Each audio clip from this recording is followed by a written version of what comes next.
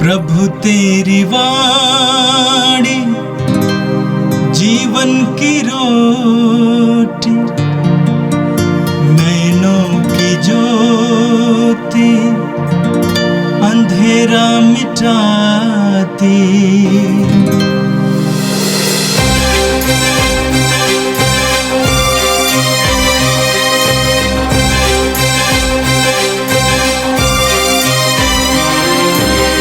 प्रभु तेरी वाणी जीवन की रोटी, नैनों की ज्योति अंधेरा मिटाती। प्रभु तेरी वाणी जीवन की रोटी, नैनों की ज्योति अंधेरा मिटाती। वाणी वाणी वाणी वाणी वाणी पवित्र है, शाश्वत है, जीवन का मन्ना है। 4 मार्च सोमवार। पहला पाठ राजाओं का दूसरा ग्रंथ, अध्याय 5, पद संख्या 1 से 15 तक। अराम के राजा के सेनाध्यक्ष नामन को अपने स्वामी का सम्मान तथा कृपा दृष्टि प्राप्त थी, क्योंकि प्रभु ने नामन द्वारा अरामियों को विजय दिलाई थी। वह महान योद्धा था, किंतु कोढ़ी था। अरामी छापा मार किसी समय इस्राएल के देश से एक कन्या को उठाकर ले आए थे, और वह नामन की पत्नी की दासी बन गई थी। उसने अपने स्वामी से कहा, ओह, यदि मेरे स्वामी समारिया में रहने वाले नबी से मिल जाते तो वह उन्हें कोढ़ से मुक्त कर देते। नामन ने अपने स्वामी को बताया कि इस्राएली कन्या ने क्या क्या कहा है। इस पर अराम का राजा बोला, तुम वहाँ जाओ, मैं तुम्हें इस्राएल के राजा के नाम एक पत्र दूंगा। नामन चल पड़ा और वह चांदी के 10 तोड़े, सोने की 6000 अशर्फियाँ और 10 जोड़े कपड़े अपने साथ ले गया। उसने इस्राएल के राजा को वह पत्र दिया। उसमें यह लिखा था, मैं इस पत्र के साथ अपने सेवक नामन को आपके पास भेजता हूँ, जिससे आप उसे कोढ़ से मुक्त कर दें। इस्राएल का राजा पत्र पढ़ते ही अपने वस्त्र फाड़ कर बोल उठा, मैं तो ईश्वर नहीं हूँ जो मार और जिला सकता हूँ, तो उसने किसी को कोढ़ से मुक्त करने के लिए क्यों मेरे पास भेजा है? वह निश्चय ही मुझसे लड़ने का बहाना ढूंढ रहा है। जब ईश्वर भक्त एलीसई को यह पता चला कि इस्राएल के राजा ने अपने वस्त्र फाड़ डाले हैं, तो उसने राजा के पास यह कहला भेजा, आपने क्यों अपने वस्त्र फाड़ डाले हैं? वह मेरे पास आए तो वह जान जाएगा कि इस्राएल में एक नबी विद्यमान है।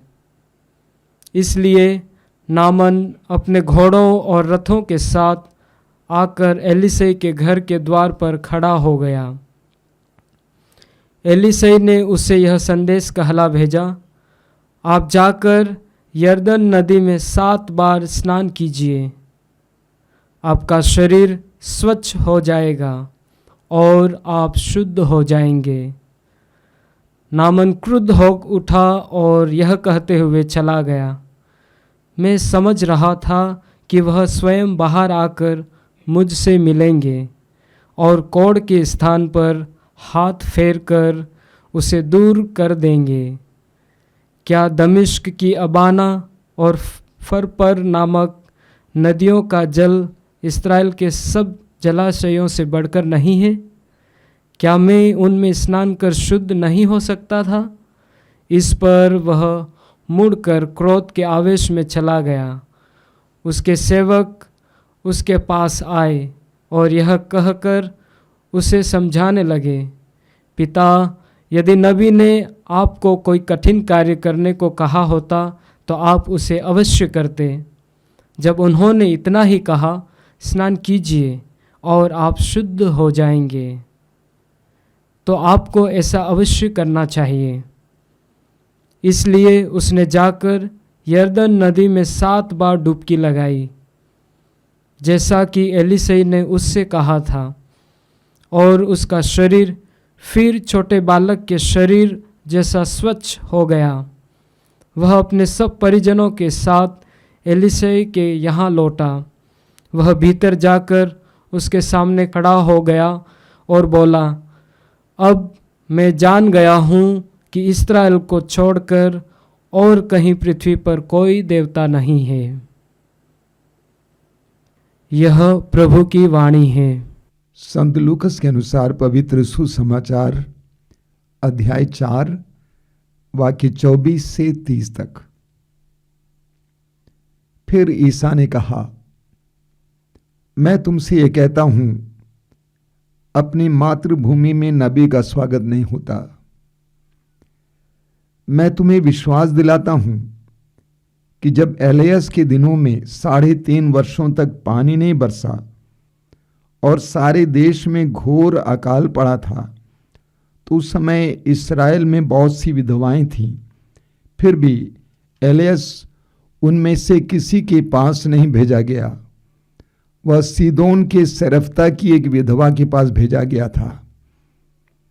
और नबी एलीशा के दिनों में इस्राएल में बहुत से कोढ़ी थे, फिर भी उनमें से कोई नहीं, बल्कि सीरी नामन ही निरोग किया गया था। यह सुनकर सभागृह के सब लोग बहुत क्रुद्ध हो गए।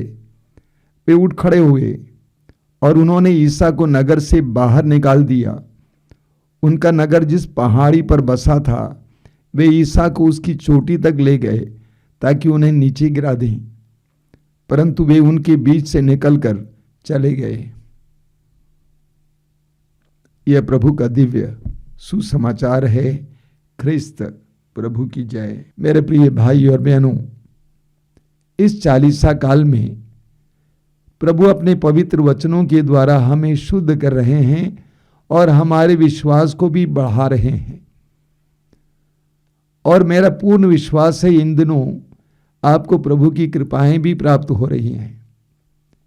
आज का पहला पाठ राजाओं के दूसरे ग्रंथ की अध्याय 5 से लिया गया था।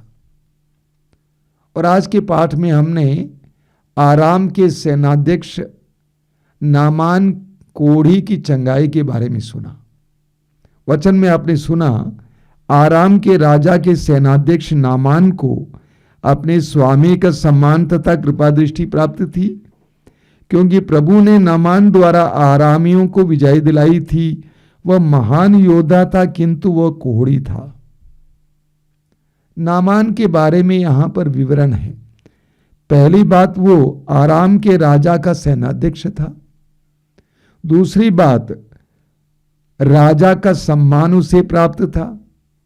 तीसरी बात कि प्रभु ने नामान द्वारा आरामियों को विजय दिलाई थी। यानी प्रभु की दृष्टि में भी नामान एक कोढ़ी होने के बावजूद बहुत प्रिय था। आगे हमने सुना, वह महान योद्धा था, किंतु वह कोढ़ी था। यह एक सच्चाई है कि हम कितने ही बड़े क्यों ना हो, हमारे अंदर कितनी ही प्रतिभाएं क्यों ना हो, हमारे अंदर कितने ही गुण क्यों ना हो, हमारे अंदर कोई ना कोई कमी रहेगी। हमारा कोई ना कोई पक्ष कमजोर रहेगा। और नामान के बारे में यही हमने सुना, वीर योद्धा था, लेकिन वो कोढ़ी था। नामान की एक दासी थी जो यहूदी थी, और उस दासी के दिल में ईश्वर के प्रति प्रेम था और अपने मालिक के प्रति भी प्रेम था। इसलिए उसने अपने मालकिन से कहा, काश मेरे मालिक समारिया चले जाते और वहां पर एक नबी हैं जो उनको चंगा करते। उस दासी का उदाहरण लीजिए। उसके अंदर अपने जीवित ईश्वर के प्रति प्रेम था। ये विश्वास था कि मेरा ईश्वर जीवित है और वह मेरे मालिक को चंगा कर सकता है। इतना ही नहीं, वह उस ईश्वर की संदेश वाहिका बन जाती है और अपने मालकिन के द्वारा मालिक को इसका संदेश देती है। अब नामान का उदाहरण लीजिए। नामान उस दासी की बात को गंभीरता से लेता है। उसके मन और हृदय के खुलापन को देखिए। वह उस दासी की बात को गंभीरता से लेता है और अपने कुछ सैनिकों और उपहारों के साथ समारिया चला जाता है, इस्राएल चला जाता है। सीधे राजा के पास जाता है। राजा घबरा गया, ये सोचकर कि यह युद्ध के लिए कोई कारण बनकर तो नहीं आ रहा है। जब नबी एलीशा को पता चला, नबी एलीशा ने राजा से कहा कि उसको मेरे पास भेज दीजिए। राजा ने ऐसा ही किया। कोढ़ी नामान एलीशा के पास पहुंच जाता है तो एलीशा, वचन में लिखा हुआ है, एलीशा अपने घर के द्वार पर खड़ा होता है। उस सेनाध्यक्ष के पास नहीं जाता है, बल्कि अपने सेवक को कहता है कि जाकर बता दो कि वो 7 बार यर्दन नदी में डुबकी लगाए, वो चंगा हो जाएगा। यह सुनकर सेनाध्यक्ष को बहुत अपमान सा महसूस हुआ। उसने कहा, क्या हमारे देश में अच्छी अच्छी नदियां नहीं हैं? उस नबी को मेरे पास आना चाहिए था। मैं एक प्रदेश के राजा का सेनाध्यक्ष हूं, उसको मेरे पास आना चाहिए था और मुझ पर प्रार्थना करके मुझे चंगा करना चाहिए था। लेकिन एलीशा नामान के विश्वास की और आज्ञा पालन की परीक्षा ले रहे थे। एलीशा नबी नामान के विश्वास की परीक्षा ले रहे थे, उसके आज्ञा पालन की परीक्षा ले रहे थे। जब नामान वापस जाने को तैयार हो जाता है, नामान का एक सेवक कहता है कि महोदय, यदि नबी इससे भी कठिन काम आपको करने को कहते तो आप जरूर करते, क्यों उसकी बात को नहीं मानते हैं? फिर देखिए नामान के खुलेपन को। वह खुले मन का और खुले दिल का था। नामान ने उस सेवक की बात को मान लिया और उस सेवक की बात को मानकर नामान जाकर यर्दन नदी में 7 बार डुबकी लगाता है और उसका शरीर स्वच्छ हो जाता है। सवाल खड़ा होता है, नामान को किसने शुद्ध किया? क्या यर्दन नदी के पानी ने शुद्ध किया या ईश्वर ने शुद्ध किया? वो मात्र एक आज्ञा पालन का निमित्त था। नामान ने ईश्वर भक्त एलीशा की बात को मान लिया, ईश्वर की आज्ञा का पालन किया, इसलिए नामान शुद्ध हुआ। उसके बाद नामान एलीशा के सामने आके खड़ा होता है और कहता है, अब मैं पहचान गया हूं, जान गया हूं कि इस्राएल में ही सच्चा ईश्वर निवास करता है। उस चंगाई के द्वारा नामान को जीवित ईश्वर का अनुभव प्राप्त हुआ, एहसास प्राप्त हुआ। कई बातें यहां पर हमें स्पर्श करने वाली हैं। सबसे पहली बात, उस दासी को देखिए। एक दासी एक बहुत बड़े सेनाध्यक्ष के जीवन और मन परिवर्तन के लिए माध्यम बनती है। प्रभु यीशु पर विश्वास करने वाले हर मसीही और हर विश्वासी का परम कर्तव्य है कि यीशु का साक्षी बनना, यीशु का साक्ष्य देना। उस दासी ने अपने जीवित ईश्वर का साक्ष्य दिया। नतीजा देखिए, एक बहुत बड़े सेनाध्यक्ष का जीवन और मन और हृदय परिवर्तन हुआ। उसने सच्चे ईश्वर को पहचान लिया। हमारे आश्रम में हजारों की संख्या में लोग आते हैं। वे कैसे आते हैं? जिन लोगों ने जीवित प्रभु के स्पर्श का अनुभव किया वे जाकर लोगों को बताते हैं और वे भी विश्वास करने लगते हैं। यूहन्ना के सुसमाचार के अध्याय 11 वाक्य 40 में प्रभु कहते हैं, यदि तुम विश्वास करोगे तो तुम परमेश्वर की महिमा देखोगे। उसी तरह हम पढ़ते हैं इब्रानियों के पत्र के अध्याय 11 वाक्य 6 में पौलुस कहते हैं, विश्वास के अभाव में कोई भी ईश्वर का कृपा पात्र नहीं बन सकता है। जब नामान ने एलीशा की बात पर विश्वास किया, उसका पालन किया, तो नामान ने जीवित ईश्वर का साक्षात्कार पाया, जीवित ईश्वर का अनुभव पाया। हम जितना ईश्वर पर विश्वास करेंगे और जितना उसकी आज्ञाओं का पालन करेंगे उतना हमें जीवित ईश्वर के सामर्थ्य का एहसास होगा। और आज का सुसमाचार संत लूकस के सुसमाचार की अध्याय 4 से लिया गया था। प्रभु यीशु नाजरत गए थे। नाजरत उनका अपना गांव था जहां पर वे पले बढ़े थे। लेकिन नाजरत के लोगों ने प्रभु के वचनों पर विश्वास नहीं किया। नाजरत के लोगों ने प्रभु में क्रियाशील पवित्र आत्मा को नहीं देखा, ईश्वर का सानिध्य महसूस नहीं किया। इसलिए प्रभु यीशु वहां पर बड़े बड़े चिन्ह और चमत्कार नहीं कर पाए। प्रभु ने उनसे कहा, मैं तुमसे ये कहता हूं, अपनी मातृभूमि में नबी का स्वागत नहीं होता। प्रभु ने कहा कि मैं समझ सकता हूं, क्योंकि अपनी मातृभूमि में नबी का स्वागत नहीं होता, तुम मेरा स्वागत नहीं करते हो। उसके बाद प्रभु यीशु पुराने विधान से लेकर 2 उदाहरण देते हैं यहूदियों को यह समझाने के लिए कि कैसे ईश्वर गैर यहूदियों में महान चिन्ह प्रकट किया। प्रभु यीशु ने गैर यहूदियों की प्रशंसा की।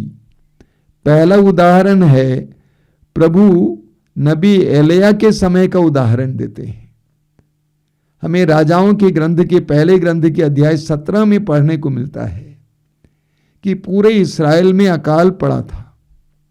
लोगों के पास खाने के लिए कुछ नहीं था, पीने के लिए पानी नहीं था। ऐसी परिस्थिति में ईश्वर ने नबी एलिया को परदेश के सरफ्ता नामक जगह भेजा और कहा कि वहां पर एक विधवा तुम्हारे लिए भोजन की व्यवस्था करेगी। और हमें राजाओं के पहले ग्रंथ के अध्याय 17 में पढ़ने को मिलता है, एलिया इस्राएल में किसी के यहां नहीं गया, बल्कि सरफ्ता के उस विधवा के यहां गया और उस विधवा ने पूरे अकाल के समय एलिया के लिए भोजन का प्रबंध किया। प्रभु ने उस विधवा के जीवन में एक बहुत बड़ा चमत्कार किया। इस प्रकार प्रभु ने उस गैर यहूदी की प्रशंसा की। दूसरा उदाहरण प्रभु ने यह दिया राजाओं के दूसरे ग्रंथ के अध्याय 5 से, जिसके बारे में आज के पहले पाठ में आपने सुना कि इस्राएल में बहुत सारे कोढ़ी थे, लेकिन ईश्वर ने आराम के राजा के सेनाध्यक्ष उस नामान कोढ़ी को ही शुद्ध किया। इस प्रकार प्रभु यीशु यहूदियों को ये बताना चाहते थे कि गैर यहूदी यहूदियों से बेहतर हैं। ईश्वर की कृपा के लिए गैर यहूदी ज्यादा खुले हैं। वचन में आगे आपने सुना, यह सुनकर सभागृह के सब लोग बहुत क्रुद्ध हो गए। यहूदी लोग बहुत क्रुद्ध हो गए। वे उठ खड़े हुए और उन्होंने ईसा को नगर से बाहर निकाल दिया। देखिए प्रभु यीशु के साथ कैसा कैसा व्यवहार हुआ। सुसमाचारों को पढ़ेंगे तो आपको पता चलेगा, ईश्वर के राज्य की घोषणा करने वाले, चमत्कार और चिन्ह प्रकट करने वाले, रोगियों को चंगा करने वाले निर्दोष यीशु के साथ कैसा कैसा व्यवहार हुआ। वे उठ खड़े हुए और उन्होंने ईसा को नगर से बाहर निकाल दिए। उनका नगर जिस पहाड़ी पर बसा था वे ईसा को उसकी चोटी तक ले गए, क्या के लिए? ताकि उन्हें नीचे गिरा दे, ताकि यीशु मर जाए। लेकिन यीशु वहां से निकलकर कहीं और चले जाते हैं। सुसमाचार की घोषणा करने से, ईश्वर के राज्य का साक्ष्य देने से यीशु को कैसे कैसे विद्रोह का सामना करना पड़ा, कैसे कैसे विरोध का सामना करना पड़ा। आज भी जब हम सत्य के लिए बोलते हैं, प्रेम के लिए बोलते हैं, शांति के लिए बोलते हैं, समाज के लिए बोलते हैं, दूसरों की सेवा के लिए बोलते हैं, ऐसा जीवन जीते हैं, हमारे साथ भी संसार की ये प्रतिक्रिया होगी, ये जवाब होगा। आइए हम प्रार्थना करें। प्रभु यीशु, हम तुझे धन्यवाद देते हैं आज के पाठों के लिए, जीवन के वरदान के लिए धन्यवाद देते हैं, विशेष करके विश्वास के वरदान के लिए धन्यवाद देते हैं। प्रभु इस समय विशेष करके हम प्रार्थना करते हैं, इस चालीसा के अवसर में हम अपने विश्वास को बुलंद करें, अपनी आशाओं को बुलंद करें, तेरे पवित्र वचनों को पढ़ने और सुनने के लिए समय निकालें, हृदय खोलकर तेरा स्वागत करें। हमारे जीवन में और हमारे परिवार के जीवन में तेरी आशीष बरसें। ये प्रभु यीशु, इन वचनों को सुनने वाले मेरे भाई बहनों को आशीर्वाद दीजिए। आज का संपूर्ण दिन उनके लिए कृपा का दिन बने, आशीष का दिन बने। हमारी प्रार्थना को ग्रहण कर, आमीन। प्रभु तेरी वाणी जीवन की रोटी, नैनों की ज्योति अंधेरा मिटाती। वाणी वाणी वाणी वाणी वाणी